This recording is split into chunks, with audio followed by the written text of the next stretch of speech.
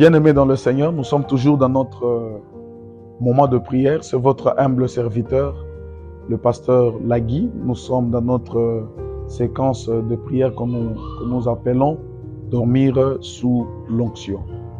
Et nous sommes en train de parler sur un sujet et nous demandons à Dieu la grâce pour nous accorder la délivrance, nous accorder la victoire sur cet esprit de sorcellerie. C'est un esprit qui a bouleversé beaucoup de familles. Comme je l'ai dit, il y a des gens qu'on a enterrés qu'on ne devait pas enterrer. Si on les a enterrés, c'est à cause de la sorcellerie. Il y a des gens qui ne devaient pas quitter des mariages, s'ils ont quitté, c'est cet esprit ici. C'est un esprit de destruction, c'est un esprit qui a ravagé des vies. Mais bien aimé dans le Seigneur, comme je l'ai dit, et souvent je l'ai dit, c'est un esprit qui aime vivre caché. Il y a d'autres esprits, ils peuvent même, un marabout à la télévision, venez, j'ai de la puissance. Ceux qui ont des sciences mystiques, ils peuvent même donner des invitations dans des écoles, dans des universités, au travail. Mais je n'ai jamais vu des sorciers organiser une réunion. C'est un esprit qui aime vivre caché. Et quand vous commencez à révéler leur activité, ils s'élèvent, ils ne veulent pas, ils veulent agir caché. Et nous sommes en train de parler sur leurs activités. La sorcellerie a des activités principales. Première activité, nous avons parlé suyer la famille par l'inceste, par l'ivrognerie, par beaucoup de choses. Et deuxième mission qu'ils font, c'est d'enrôler beaucoup de gens dans la famille, dans la sorcellerie. Et ils réussissent, ils arrivent à enrôler des gens dans des familles parce qu'il n'y a pas de gens qui s'élèvent pour arrêter des enrôlements sorcellerie. Troisième activité, c'est ce qu'on est en train de parler, c'est contrôler la famille. Nous avons dit que contrôler, ne prenez pas dans le sens que quelqu'un te regarde. Non, contrôler signifie avoir des informations et avoir la mainmise, l'autorité, exercer sa volonté sur cette famille. C'est ça, contrôler.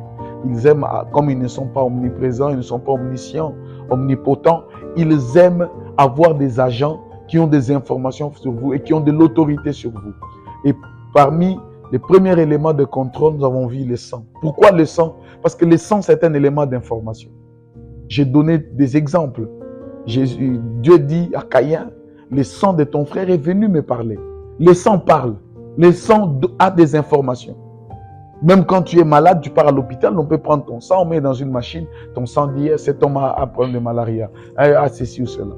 Et même dans tu peux aller cambrioler, tu laisses ton sang là-bas, on peut retrouver ton ADN, c'est telle personne par le sang. Le sang, c'est un élément d'information. Le sang parle. Et quelqu'un qui est spirituellement dans la sorcellerie, il peut par le sang dire, les enfants de mon frère, il voit tout ce qui se passe. C'est pourquoi vous devez couper les cordons ombilicaux qui vous lient de ces choses. Deuxième chose, pourquoi le sang? Chaque sang a un sacrificateur. Si vous n'avez pas suivi, suivez notre vidéo d'avant celle-ci, vous allez trouver ce que j'ai parlé. Pourquoi le sang? Qu'est-ce qu'ils font? Ils déposent dans le sang la malédiction, ou l'échec, ou le mauvais sort. Ils aiment ça. Quelqu'un peut prendre son sang, il maudit son sang. Il dit, tout celui qui sortira de mon sang ne réussira pas, n'ira pas de l'avant, ne va pas se marier, il ne sera pas stable. C'est pourquoi vous avez des divorces, tu as divorcé 2 fois, 3 fois, 4 fois, 8 fois. Parce que dans votre sang, on a mis ces divorces-là dans le sang. Amen. Hein? Alléluia. Il y a des gens, dans leur sang, il y a les divorces. Toi, tu peux venir l'épouser, tu dis, j'ai épousé une femme. Tu as la vision que j'irai loin avec ma femme. Vous avez des projets. Mais dans son sang, à un moment, le divorce va commencer à crier. Disant, elle n'est pas prête pour le mariage. Elle, il faut divorcer. Vous avez des complications chez les parents et tout ça. Vous vous retrouvez au tribunal, vous divorcez en sément. Il y a des gens qui divorcent ici. Ils disent, j'aime ma femme, mais tu aimes ta femme, mais quoi? J'aime mon mari, mais les gens divorcent parce que dans le sang, on a mis les divorces. Il y a des gens dans leur sang, il y a la pauvreté. C'est la pauvreté qui contrôle cette famille. Il y a des gens dans les sangs, il y a l'ivrognerie. Il y a des gens, dans leur sang, on a mis la mort. Dans leur sang, on a déjà dit, à 40 ans, et tous vont mourir. Je connais une famille. Ils sont au nombre, ils étaient au nombre de 24. Ils sont restés à 4. Parce que c'est lui qui a donné ses sangs, a sacrifié ses sangs. Je connais un témoignage qu'un pasteur a donné. Une maman avait 9 enfants. Elle a perdu ses 9 enfants par la même maladie, même symptômes. Il est resté avec un enfant. L'enfant était malade. Cet homme de Dieu l'a invité dans cette ville. Il prêchait sur ces choses. La maman est allée prendre son fils. On priait pour son fils, rien ne s'est passé. L'homme de Dieu a eu la parole de connaissance. Il dit, en dessous de ton lit, il y a quoi? Ah, la maman se rappelle, il y a plus de 30 ans. Son mari était venu avec une petite casserole. Il dit, mets en dessous du lit. Il est allé mettre en dessous du lit. Elle a oublié. Dès qu'elle a mis, elle a oublié. Elle n'a même pas posé la question à son mari pourquoi. C'est pourquoi j'ai dit aux mamans, commencez à torchonner un peu en dessous du lit. Je ne sais pas ce qu'il y a en dessous du lit. Mes amis.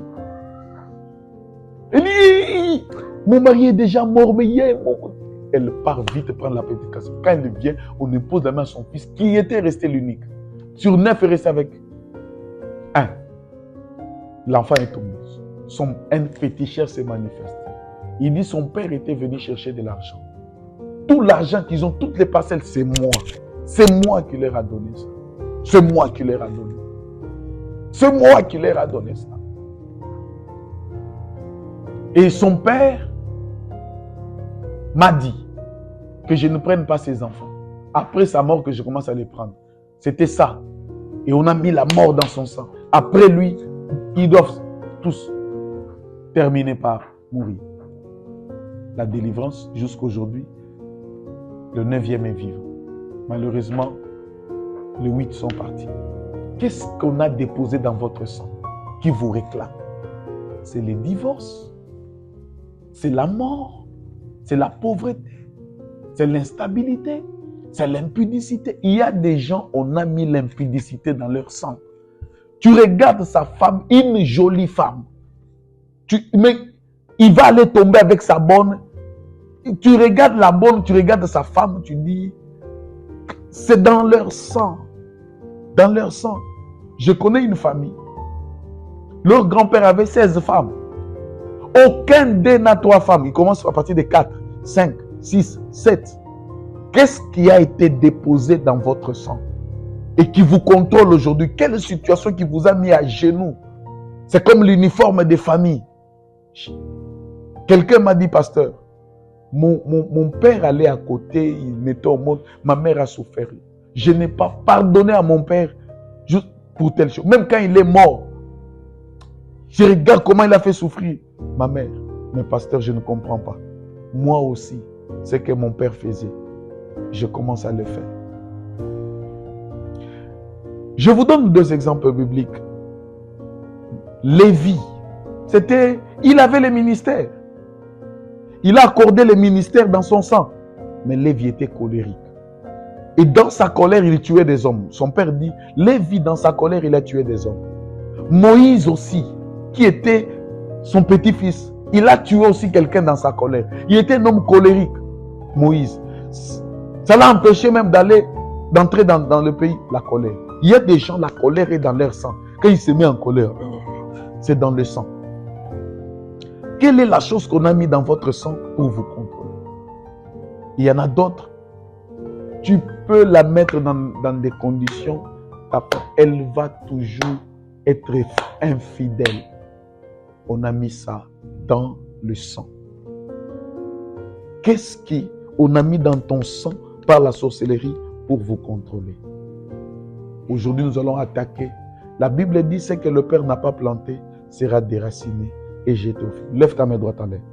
Répète après moi. Seigneur Jésus, ce soir, tout ce qu'on avait mis dans mon sang, les divorces, la honte, la pauvreté, la médiocrité, l'impudicité, je les déracine au nom de Jésus. Commence à déraciner.